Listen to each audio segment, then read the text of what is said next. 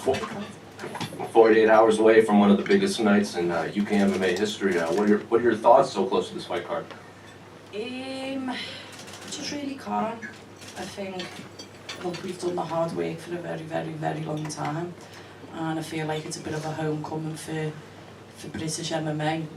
I think there's 9 people on this card who I've shared a card with, I've shared a warm-up room with, I've won world titles with, or a world title with them, and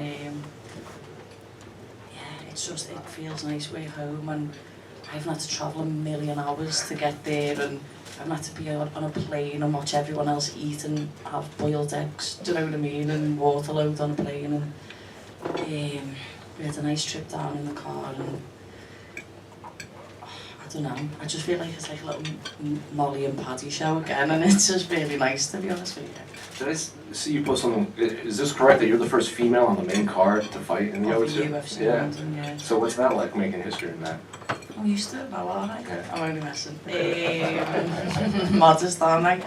No, I don't really think about it. I don't try and get lost in it, because when I have, you look at UFC Liverpool, it didn't end too well, did it? So we win or we learn. So I've learned, keep your fucking head down and go and get the job done, and then go and get on the ale for 3 months. So I'm here to do my job and enjoy myself, and I'm not putting pressure on myself anymore. And you kind of touched upon it, there's a lot of fighters on this card that you've shared cards with. Backstage side, we hear a lot about this golden era of MMA in England right now. Can you feel it this week now that we are getting closer to it? Is the buzz reaching a fever point right now from the fans?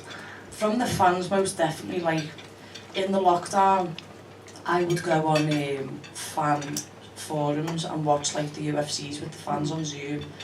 And we was always talking about this moment and this day and what we're about to receive today. And I would say 2013, I think we've been fighting together, predominantly most of us. And I just seen little Corey McCann out there in 2014.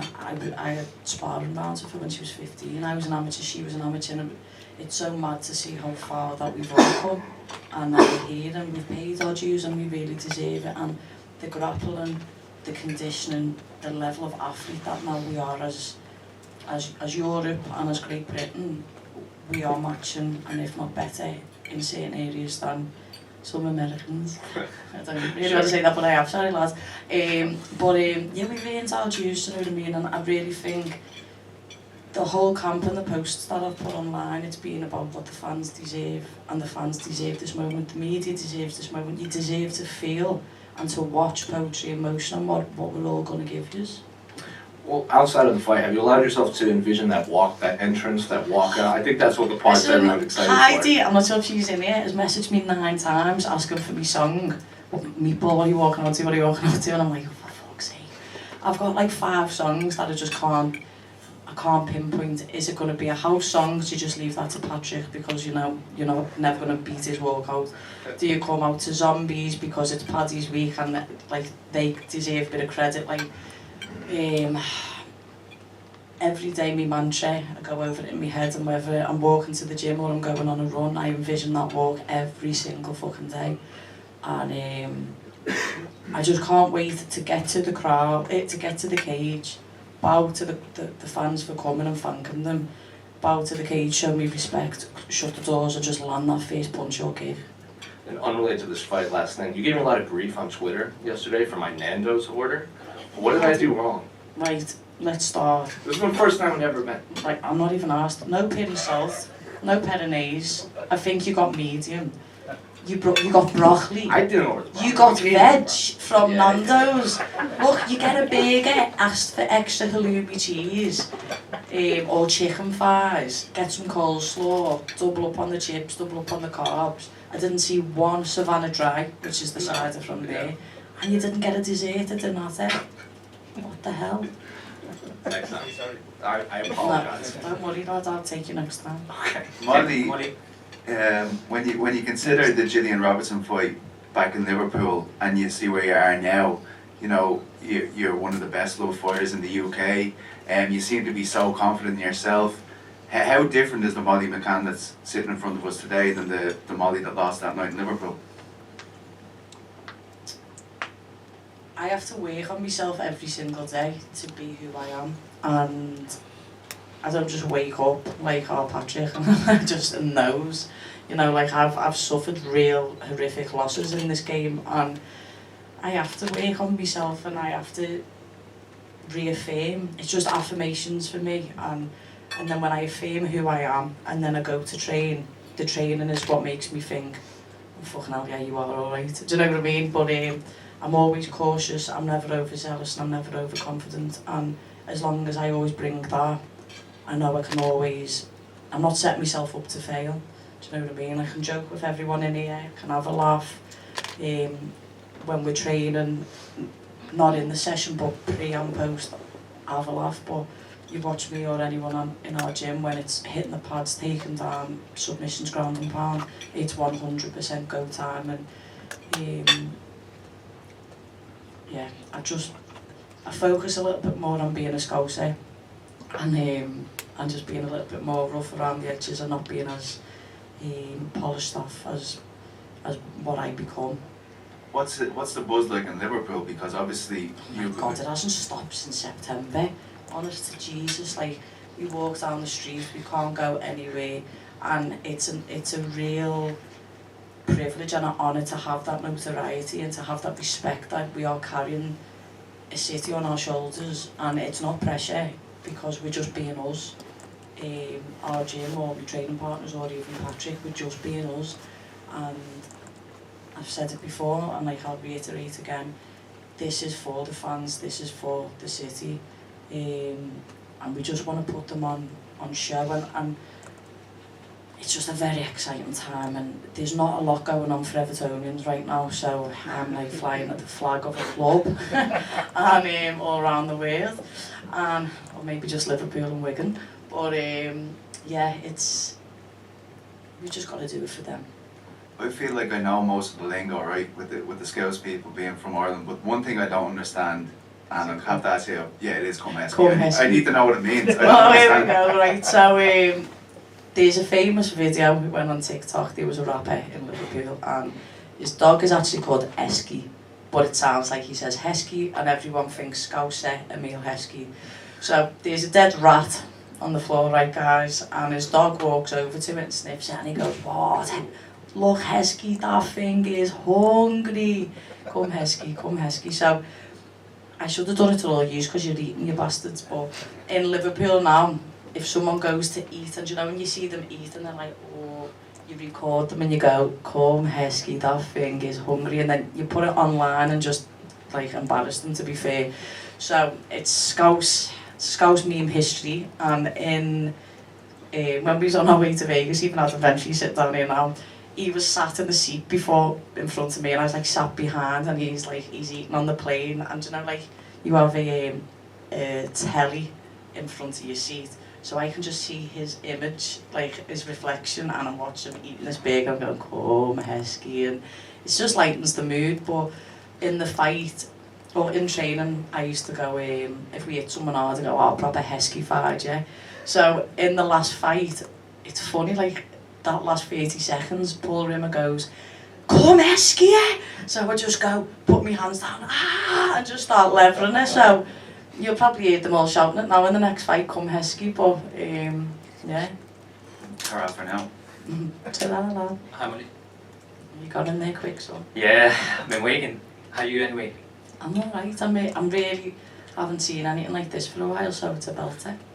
Firstly, I just want to say, look at you, BT Sport feature. I thought you was going to say me hair and me Botox then, lad. I know, yeah, I know. That was later. Let's do the formal stuff first. But yeah, BT Sport feature film / documentary. I think it came out last night. Yeah, 10:30. Well, about 10:40 because Man United are poo and the show ran over. How does that make you feel? I haven't watched it yet. I'm going to go, there's a premiere at the BT studio on Thursday, so I'm going to shoot down there because I haven't got to cut much weight or any at all. So I'm very, very excited to go and watch it, mate. And just talking a little bit about your last fight. Going into the fight, you've spoken about quite openly how it was a lot of pressure and you felt like you were genuinely fighting for your contract. Life, I just want to say, like, now with the vibe that it is, how much better does it feel that you don't have that pressure anymore and you can be a bit more relaxed? Just put into words, if you can, how much better that feeling is for you right now. Ultimately, one of the greatest to ever do it, the GOAT, said, Katie Taylor, pressure is privilege. So to be under this banner and fighting the best of the best, you will always feel that, or I will, because that's who I am. And sometimes I place too much pressure on my own head, and then the performances you can see, and then I still feel as it, not added pressure, but I still feel the pressure now. It's like, I feel like I have a backpack on my back every day, and when I train and cut weight and the closer we get to the fight, I take like rocks out of it. And right now I think you can see, like, I lashed the backpack about a week ago and I'm absolutely flying, but I'd be naive and a liar to say that come fight night and when I'm on my way to the hotel that I'm not going to have jelly legs and I'm not going to be anxious, but you get the best Molly when my back's against the wall and when I still have a bit of that, so it's healthy to still have it there. And just finally, Molly, a bit of a cheeky comparison here, but It's not Nando's, is it? Or I've done that one earlier with Dan Hooker, but and hopefully you don't head kick me for this. But just on your last fight, it almost felt as if it was kind of like you were facing a relegation battle. And you said you're a big Everton fan, who are at the moment, let's face it, they're facing a bit of a relegation battle at the moment. If there's any advice or any lessons that you can give them, in the sense that right, how every single camera I get this sent to Everton Football Club. What would you say to them right now? The board and the club is actually showing the players and the staff messages from fans, messages from season ticket holders, videos, phone calls, everything to give them a bit of motivation. Go and watch Meatball Molly documentary and then go and play a fucking game of football. What it means to wear that badge is what it means for me to represent my city and where I'm from. Nil satis nisi optimum, nothing but the best is good enough, now go and fucking give it. Good luck on Saturday, Molly. Molly, just at the back here. Hi, love. Hiya. Talk a little bit about your opponent, Lauana Carolina. What did you think when her name was put forward to you? Long and rangy fucker. I just said that before next door. She is an amazing striker. She's another Brazilian, number 8 for me. It's nothing I haven't seen before. It's not a different look I've never seen before, other than I've never fought a southpaw in the UFC. She comes from good stock. She's a great fighter. Lad, keep them and have some forks still. She comes from great stock. She is a fighter as much as myself. I've watched every one of her fights live, but I've watched the breakdown of her movements, what she goes back to, what she likes to attack with, and I only have to see that once with any fighter, because I think if you watch someone, Lauana's never fought me, facts, never fought anyone like me, so her reactions isn't going to be the same with anyone else, so I can't give her respect in a certain movement pattern because she won't react the same to me, it's just facts.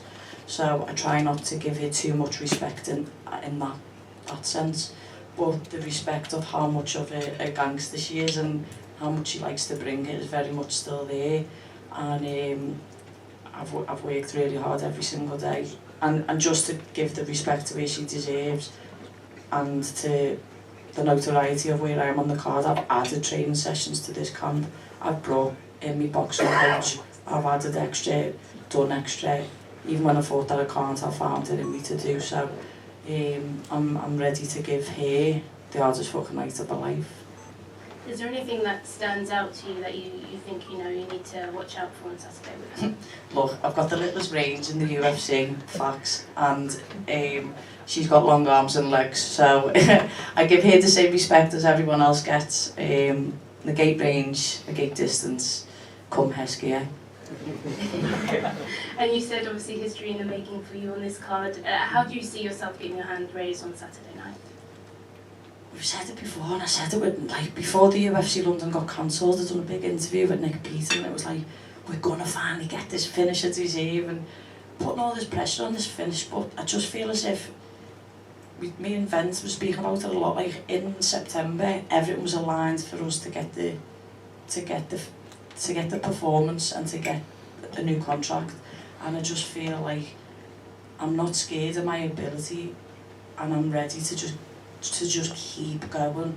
I mean, like, I've got a resting heart rate of like 39 and 40 beats per minute at the minute, which basically means I can be fifth gear for 15 minutes if I need to be. And I'm going to do anything I can to get a finish. I don't know what round, and I'm generally saying this, I don't know if I'll submit it, because we've worked now for the last, 4 years since Gillian ruined my life. I've worked every day near enough in the gym on my jiu-jitsu, so she best be careful. And I saw you're working with weapons down, gloves up. Mm-hmm. Can you talk a little bit about that and what that means to you? Yeah, it's an initiative. It's run by a charity in Liverpool now. It's fronted by a famous boxer, Tony Bellew, and a famous Liverpool legend in Billy Moore. But basically, you'll be able to understand the knife crime in the country and in a city, urban cities, or there's just no one's fighting like they used to back in the day. Everyone's carrying a blade for safety. And what can I do to help where I'm from? I released a book to help my one community. How can I help another community where I'm from? And they basically promote boxing sessions to provide routine and fitness, and then they'll have classroom sessions in the afternoon where they learn labouring or anything that kind of needs, like is it a CIS card? SIS? CSI and all that, I'm thinking about now. Oh yeah. And then they put into work, so it's not like, here's the tools, fuck off, go and do it on yourself. Like, from the day you step into the door until the day you've finished, you'll have a little mini transformation, and you will get a full-time job or an apprenticeship at the end of it. And I think that's sometimes where other initiatives may lack, and there's not a finished and an end product. And I basically spoke to them and I said, I think it needs like a woman's touch on the end of it, because there's not many women who do it, and I think people will respect me in my area and know that if they've got like a bit of a bad attitude, if they're going to speak to me like shit, it's not going to go down very well. So they'll have that respect there with me. And yeah, and if I can bring a positive light on what's going on and bring more eyes to it, maybe more sponsors. They're looking to use it in the Commonwealth Games as an umbrella partnership, so even in Birmingham, in London, in Liverpool, it's going to be a big movement, so I'm very proud to have my name on that. Molly, just in front of you. I feel like, obviously, you know, you're the hometown hero and you love to scrap and put on a fight for the fans, but do you feel like a win here will actually make people realise you're a legitimate title contender, and obviously that's your goal to win a belt, so you kind of have to realise that's the important thing as well? Yeah, thanks for that question, lad. There was a time when I stopped thinking about that, and I just wanted to be a fan favourite, and I just wanted to have the best performance on the night I could, and then that's why I wasn't getting the performances and the decisions. So I had to start re-evaluating and thinking about, why am I doing it? Because I'm not doing it to be mediocre. I'm not doing it to be top 10, top 5. Like, I want the belt. If not, I wouldn't do MMA anymore. I wouldn't go to a lesser promotion for more money. I wouldn't be fighting MMA. I would go back to boxing. So I believe everyone's kind of, they know who I am, and I believe you are right. In a win in a good fashion, I'm ranked again and I'm on my way. And if you think I lost last July or the July before on Fight Island to Talia Santos, after me she had 2 wins. She's now fighting Shevchenko in June, so why not me? And lastly, do you wish you were there yesterday to back up Paddy when you got into a hotel scuffle? Fucking fuming. Honest to God, he goes away for 2 minutes, and what happens? Half of Georgia try and do him in. Look, we roll as one, and a girl or not, that's how we brought up in Liverpool, so we back our own. But we couldn't believe it. Blaze wasn't there recording it. None of us was there to back him, but okay, Scousers don't get knocked out, at least the good ones don't. So he had it on his own. He had his own back to him. You still got with the hand sanitizer bottle, but you know. Well, his eggs went everywhere. He was more fuming about the scrambled eggs getting flung across the floor than he was about the Georgian trying to whip him. Cheers, Molly. Well done. Molly, can I just ask you one question about Paddy, actually? there was a while there when you when you were signed, right? There was And what, there was a while there where you were signed to the UFC when it didn't. People who were covering Paddy's career closely, he had a hand injury, and we didn't actually know if this was ever going to happen. There was massive doubt actually at one point that he'd ever get to a UFC fight. He's here now. He's one of the biggest stars in the sport. Like, his journey has been pretty crazy too, right? On top of yours, do you guys bond through that? 100% is. I've said to Patrick sometimes, like, when I lost, me and Paddy are the only people to win a world title in the Liverpool Echo Arena, and then the next fight lose them.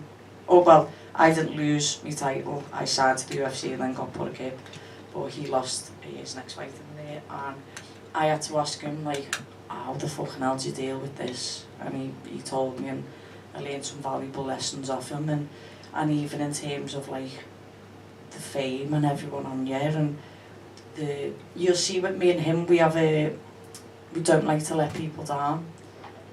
Team, fans, anyone who wants a picture, anyone who wants our time, like learning how to do all that kind of thing. He done it first, and then obviously he unravelled a little bit, and then I learned from him again, and then he overcome that. And I think a lot of journalists in here, we would have spoke about Paddy's injuries, and was there a point where the whole of us thought, is he ever going to come back? Because it didn't take the first time, he had to get it done again, and then when he lost to Soren back, we was just like, oh, that weren't supposed to happen. Like, this is Paddy. Paddy doesn't lose, you know. And to see him turn into a man in front of our eyes is very inspiring.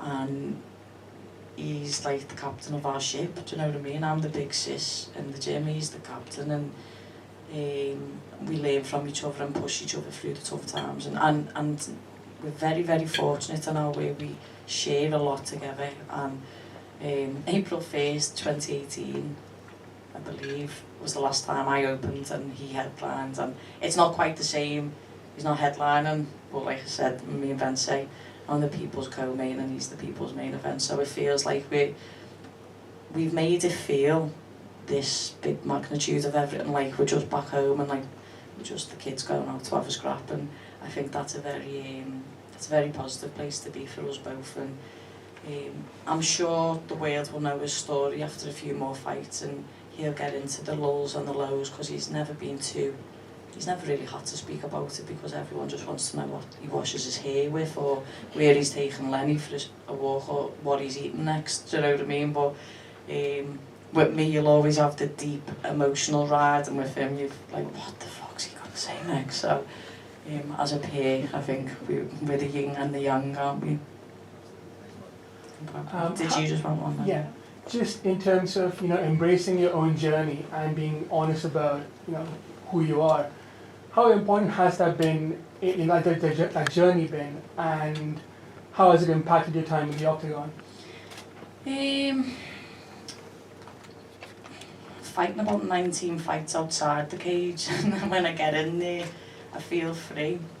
I feel like everything outside the cage, every journey, life lesson, everything's kind of seasoned me to not break and to be strong when I'm in there, and people go, where the fucking hell did you just pull it out of, where'd you find it? And I suppose not only being a gay fighter, but being from Liverpool, or even worse, being an Evertonian, we are just very much accustomed to adversity, and I said it, didn't I, that the tough times don't last, but tough people do. So the universe and God wouldn't give me a journey and obstacles that I weren't meant to overcome and learn from and push through. So my plan's already written out and I'm on the course, and I've just, if something doesn't go my way, it's why not poor me.